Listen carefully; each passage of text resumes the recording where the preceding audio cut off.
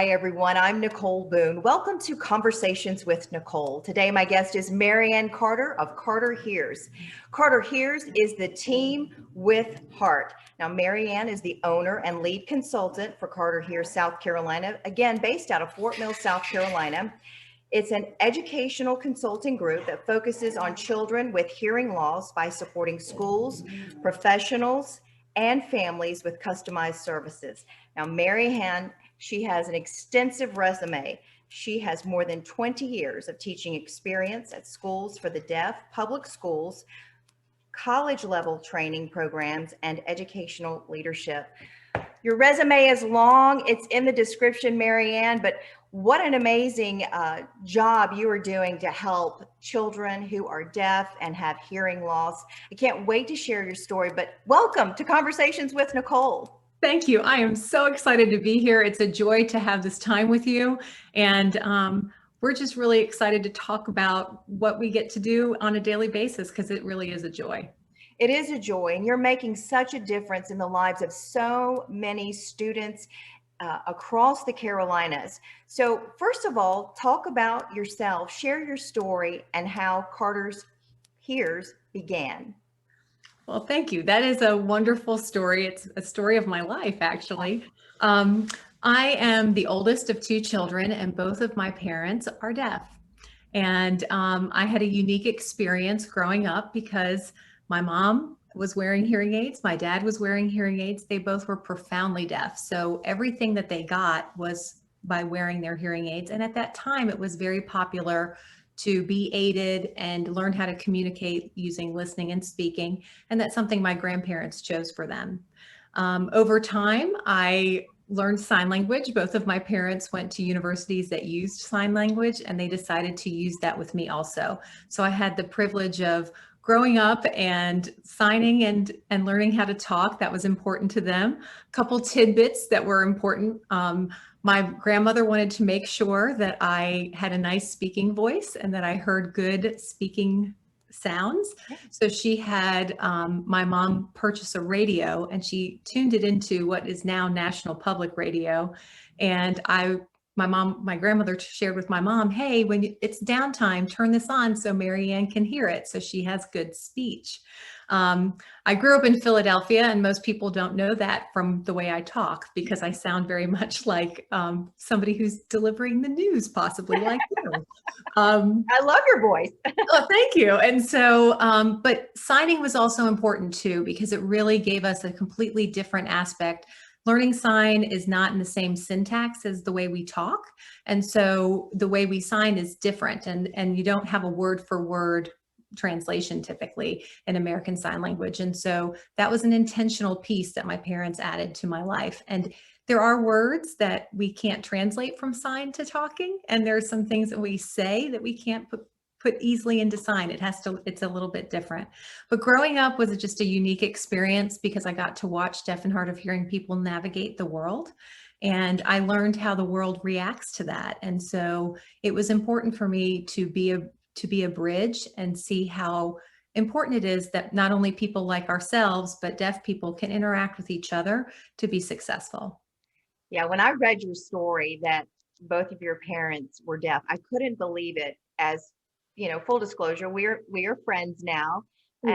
And when I read your bio and I heard your story, I thought, what an amazing individual you are to take something that could have been seen as bad or just, I don't know what to do with this, or some horrible challenge. You turned it into something so positive, and your parents and your grandparents did the same thing.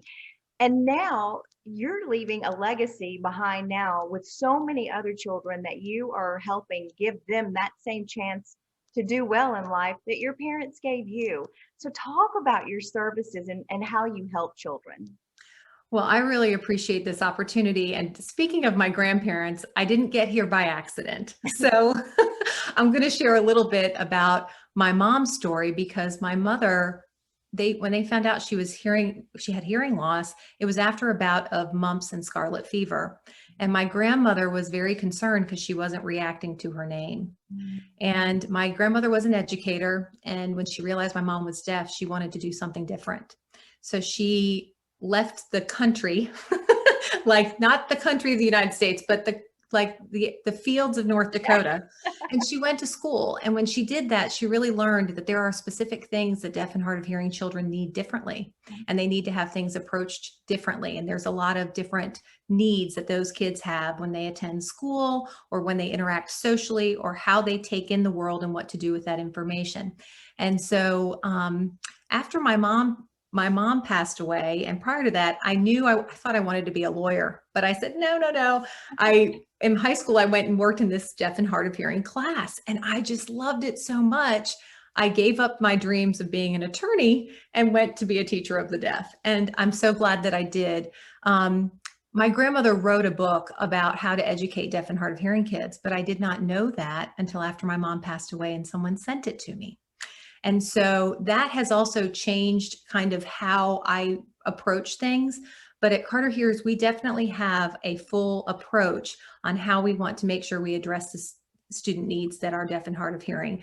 First, we respect communication mode. Every family, they choose different types of technology or no technology at all. And then they choose whether they want their child to listen and speak or be exposed to sign language, or a mix of both. And all of it has its gifts. All of it has its place based on their family. And we work to support that. We have a team of about 10 of us, and we go all throughout the state of South Carolina. We also serve North Carolina now too. And we have different people on our team. We have deaf and hard of hearing people, because it's important to have deaf role models for our kids. We also have teachers of the deaf like myself, and then we have speech language pathologists. So we have a variety of people who help us support and serve kids, like you said, in public schools, charter schools, private schools, and sometimes we work directly with families if they need our help. So it's a joy, but it's a journey. Well, you truly have the team with heart. I've had the privilege of meeting some of your team, and they're just absolutely amazing. They all truly care about the children and young adults that they are serving, because they want to give them the best life possible to be productive citizens. And we were talking earlier, and I was thinking about being a parent, and if I had a child that was deaf or hard of hearing, I wouldn't know what to do. And this is when you come into play, that oftentimes our children need a little bit more than what they would get just going to school to be educated. It's a whole new realm, and you're bridging that gap. Yeah, thanks so much for bringing that up. There are wonderful groups in South Carolina that do great work alongside us. South Carolina Beginnings works with a lot of families. The South Carolina School for the Deaf also is a great resource. And there are other groups, like we have a lot of great audiologists and people who work with our kids.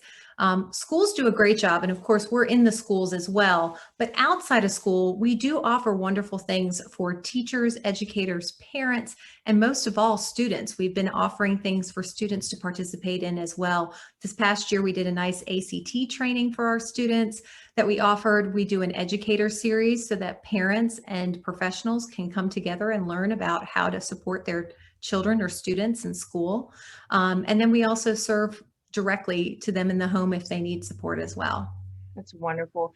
So as you've been on this journey with Carter Hears and helping professionals, helping the students, what has been the main theme that you hear over and over and over again from the educators to the parents to the students? I think that most of the time they're impressed that we really try to take the whole picture. Many times when kids who are deaf or hard of hearing enter into a new environment, there's things that are typical, like we expect our kids just to go through not the motions, but they get a routine and they have knowledge of how they're going to do things.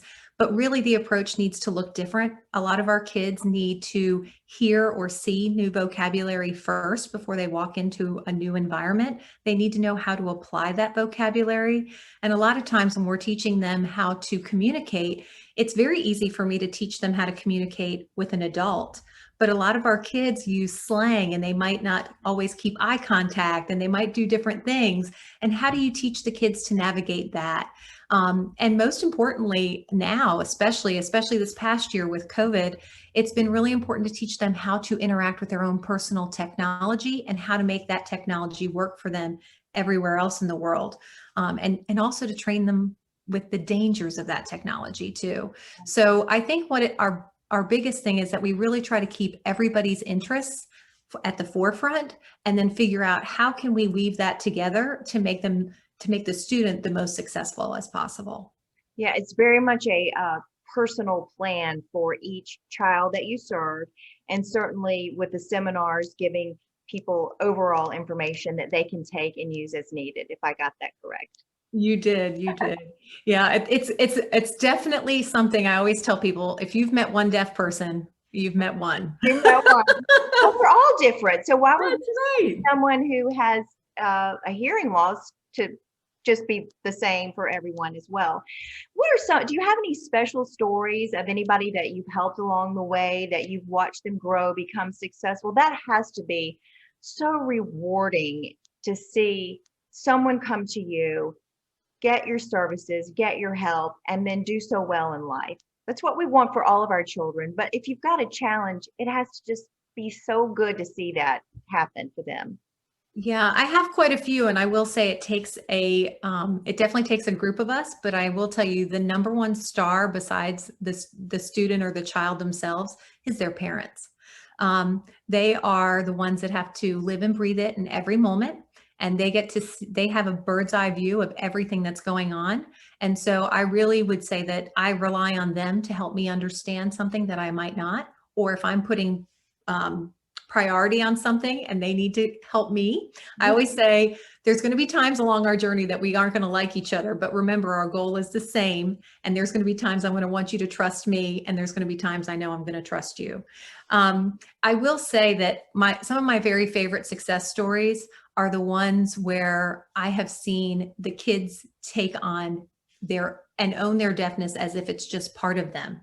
And some examples I'll give you is I've worked with students that I have a student this year that's graduating, and I had worked with him since he was in kindergarten.